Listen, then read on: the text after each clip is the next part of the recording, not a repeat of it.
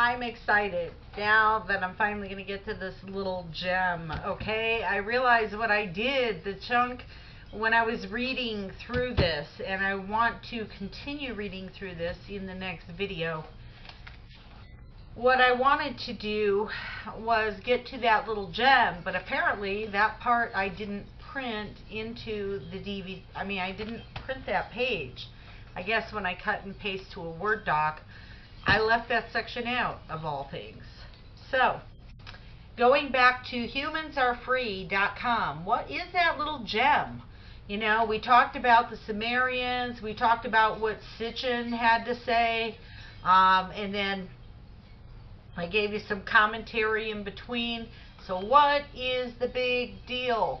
And how does this tie us together to there being some type of reptilian race on this planet amongst men? Where did they come from? Okay? Because it is known, there is known folklore of the reptilian, of the serpent kings. There's also other types of beings that were on this planet where they're found in the hieroglyphs, on tablets. There were the ant people, there were the lizard people, okay? And these are things that I'm researching, trying to tie in together with that. That's why I'm hoping this book will tie some of that together. But anyway, getting back to humansarefree.com, what is this gem I found? And how can I prove this out? Well, first of all, I would like you to go in your Bibles to Genesis 6:4. Now, credit where credit's due. This is something that Zechariah Sitchen had laid out there. Okay? When you look at Genesis 6:4, we've already been through this part of Genesis 6 prior to the flood of Noah. And I had told you that the Nephilim came down. I was calling the Nephilim the Elohim, but they were Nephilim that came down, or the sons of God came down, mated with the daughters of men, and they created a race of giants. Okay? My mistake is I was calling the sons of God that came down and mated with the children of men, mated with the children of men, or the daughters of men. I was calling them the Nephilim because of how it looks like it's written in our Bible. You know, because you go to verse 1 and it says, "And it came to pass when men began to multiply on the face of the earth, and daughters were born unto them, that the sons of God saw the daughters of men, that they were fair, and took them wives of all which they chose." And I told you. And this article will get into that. But there was a bloodbath going on, okay? These giants were eating humans to survive. They had to eat. They're flesh eating. And they had every type of, like I said, they had every type of just debaucherous stuff going on, okay? I told you in an earlier video, I explained, you know, where the disembodied spirits came from. Between that union, okay, they were the spirits of the giants that died during Noah's flood, okay? But I called the sons of God that came down and mated with the daughters of men, I called them the Nephilim, okay? But here is something, it was right in front of my face the whole time. I don't know why I never saw it. I see it now. When you go to Genesis 6:4, it says, "There were giants in the earth in those days, and after that, when the sons of God came in unto the daughters of men, and they bare children to them, the same became mighty men which were of old, men of renown." When you read that, you get this picture in your mind, okay, that there were giants in the earth in those days, and there were giants after that, when the sons of God came unto the daughters of men and bare children to them, and the same became mighty men which were of old. Okay, I want to show you something, because you get a sense that it's telling you about the giants. And honestly, the sons of God mating with the daughters of men did create a race of giants. But I want you to look at the word giants in Genesis 6:4. Interesting. It is number H5303 in your Strong's Concordance. If you have eSword, you can look it up there. If you have a regular concordance, you can look it up there. If you go to Blue Letter Bible I don't know if it's .com or .org. Just look up Blue Letter Bible, and you can look it up there. Okay? It's number H503, that word giants. When we look at that word, we find out that that word's only in the Bible 3 times. This particular word. And this word is Nephil. Okay? Now the correct pronunciation for Nephilim, which we all call it Nephilim, but the correct pronunciation is Nephilim. This is where they get that word from, Nephil, okay? And so when you look at it, it's talking about Nephilim. There were Nephilim in the earth in those days. And also after that, when the sons of God, what are the sons of God? They're Elohim, came in unto the daughters of men. Okay? So wait a minute. If these giants are Nephilim and the sons of God are Elohim, how do we know? Okay, it says giants. Giants are the Nephilim. And I hear people all the time call the giants the Nephilim. The giants were not the Nephilim. Okay? I thought that the Nephilim were the sons of God that came down. The Watchers were one in the same. Okay, I'm going to tell you the importance of this word Nephilim. When you go to Joshua 18:16, I'm going to read the first part of that. It says, "And the border came down to the end of the mountain that lieth before, the valley of the son of Hinnom, and which is in the valley of the giants on the north."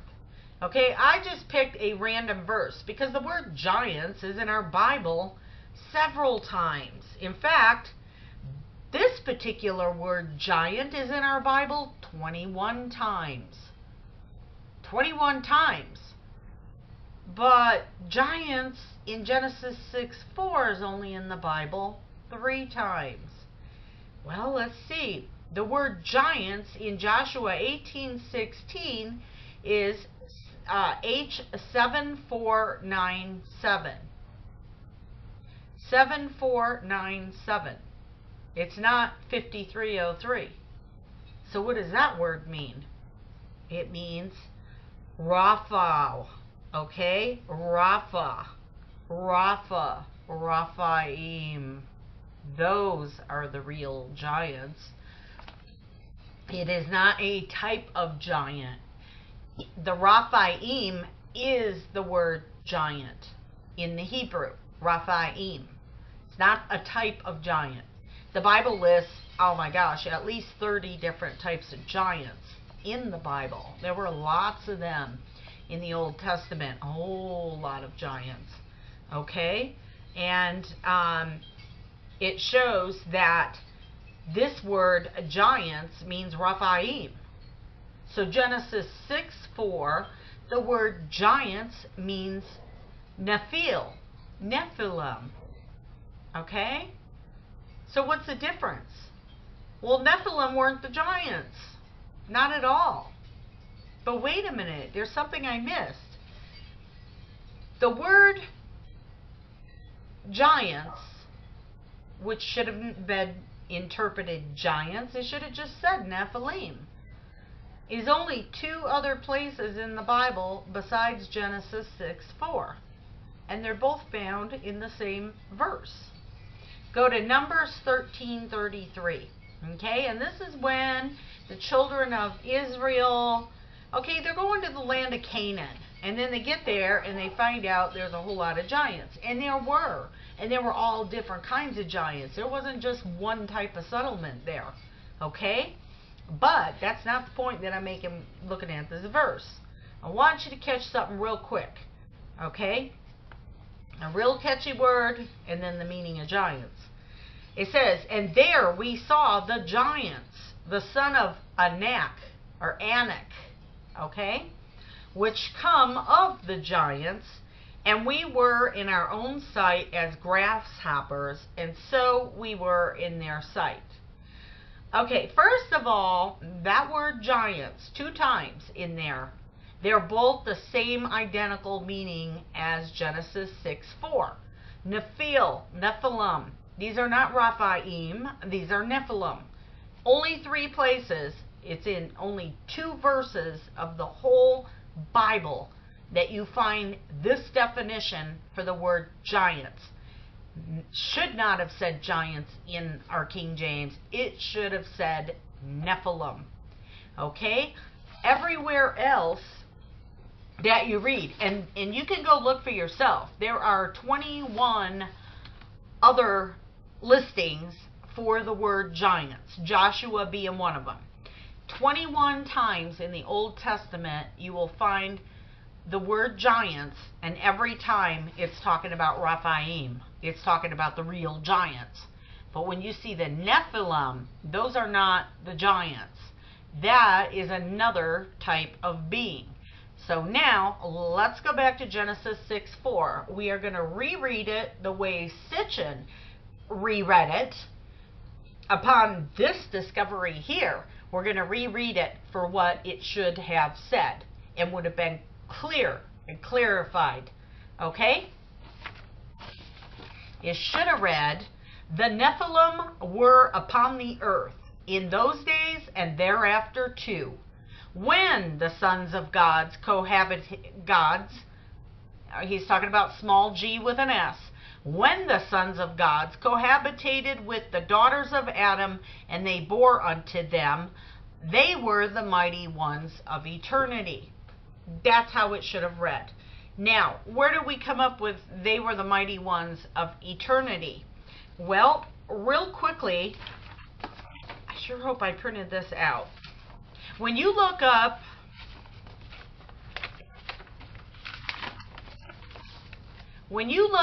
were of old, it's a combination of the Hebrew in the Strong's Concordance, number 4480, and H5769 in your Strong's Concordance. Okay? And you look those up. It says, which were of old. Okay? It means that everlasting, that they were eternal. They were eternal. It means eternity. Okay? So, they were the mighty ones of eternity. Okay? Who were the mighty ones of eternity? The Nephilim that were upon the earth, what the verse is talking about. So, here it is in a nutshell. We are talking about 2 different types of beings. 2 different beings coming from the heavenlies to the earth. Okay? One of them, their union of giants being destroyed in the flood, leaving their offspring to become disembodied spirits. They were the sons of God. Who were the sons of God? The children of God, the sons of God. They were the Elohim. Okay? The Elohim. So, if the sons of God were the Elohim, those Nephilim were something completely different. And they were not the offspring of the Elohim. They were 2 separate types of beings that touched down on this earth during that period of time. And then, one more thing. What the word Nephilim means. And this word Nephilim, it means to be cast down. So those Nephilim were cast down to the earth at the same time as in the days of Noah and after that. So there were others that were up there in the heavenlies that had been casted down after that time. And we're not talking about the rebellion between Lucifer and the angels. We know that already happened long before Noah's flood, or Noah wouldn't have been here. Okay? But there were 2 types of beings. I'm going to read that one more time. Man, I just could not believe this. this just brings a lot of clarity, okay, to this whole other reptilian thing. And I'm going to get more into that and what that connection is to the Nephilim, okay, or the Nephilim. Read it again. Genesis 6:4, in the correct context, should have said, the Nephilim were upon the earth in those days and thereafter too. When? What days? During the days when the sons of the gods cohabitated with the daughters of Adam, and they bore children unto them. They were the mighty ones of eternity. Who was the mighty ones of eternity? Those big giants that were created by the sons of God, the Elohim, having sex with the earth women? No, those mighty men of eternity were those Nephilim that came down. They were considered the gods. We had two types of beings there, just in one verse. And I can't believe I never, ever took my Strongs out on this particular verse, because most of us make that assumption. We make the assumption that when it says giants, it means giants. Don't ever assume that. You know, you have to go in and see what these words mean. And you know what? When you see a word like that, look elsewhere in the Bible for the same word and see if it has the same meaning, or if it's even the same Hebrew or Greek word. And you know what? This one isn't. It's totally different, used only in 2 verses of the entire Bible. Everywhere else you see the word giants, it means giants, but not this. So, I hope that little gem opened up your eyes, because there is more. Oh, there is a whole lot more, especially, you know, when we get into these beings and what they were. Because up until now, we're just thinking it's the Elohim procreating with earth women. You know? Imagine. Just as one thing changes a whole lot of stuff. And there it is, right in front of your face in the Bible. You just got to look up the words. So, with that, I'm going to bring this to a close, because I just wanted to deliver that to you, even in the last video. And I'm so excited about this, because we're going to continue on with that same article from humansarefree.com. We're going to be very discerning when we go through it, because there's going to be some things that are Luciferian belief that are not going to be right, but then there's going to be other things that match up to other things that we're going to explore. So, with that, be blessed.